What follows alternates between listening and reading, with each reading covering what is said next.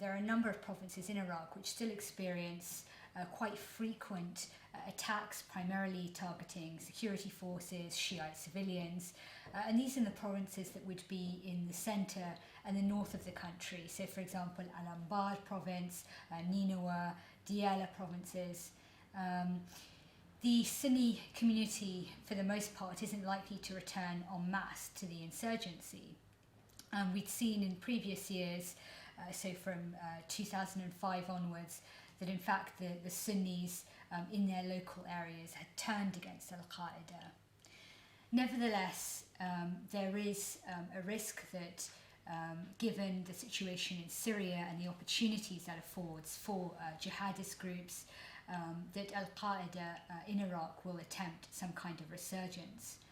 One indication of that was the number of fatalities that we saw in September 2012, which by the Iraqi government's own admission was the highest level of fatalities seen in 2 years. And this suggests that Al-Qaeda in Iraq is attempting to establish a foothold, particularly in Sunni areas bordering Syria.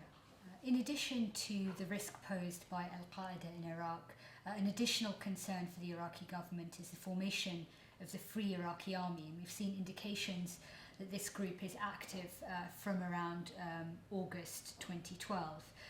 The Free Iraqi Army is named after its counterpart in Syria, the Free Syrian Army, which is engaged in fighting the Syrian government.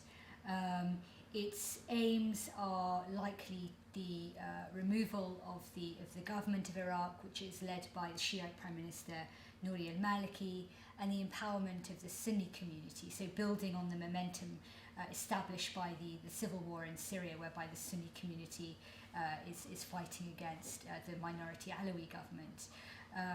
We believe that the Free Iraqi Army will attempt to encourage Sunnis in majority Sunni provinces such as Anbar or Nineveh province to increasingly call for autonomy from Baghdad and to establish some kind of Sunni foothold in Iraq from which they can attack the Iraqi government.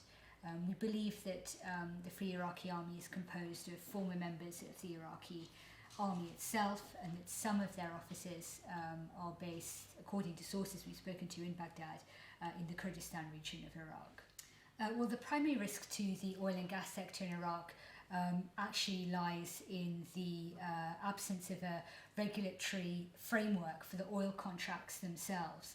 So after many years of debate amongst political factions in Iraq, there is still no consensus on the hydrocarbon law. The hydrocarbon law would clarify the extent of federal versus central regional government control of the oil and gas sector. In the absence of a hydrocarbon law, the future of the contracts or the technical service agreements that the Baghdad government signed with a number of international oil companies is somewhat uncertain. The outlook for oil contracts in Iraq really depends on agreement between political factions within Baghdad and between Baghdad and the Kurds, which would enable the passage of a hydrocarbon law, which would then clarify the regulatory environment for foreign oil companies entering both Iraq proper and the Kurdistan region of Iraq.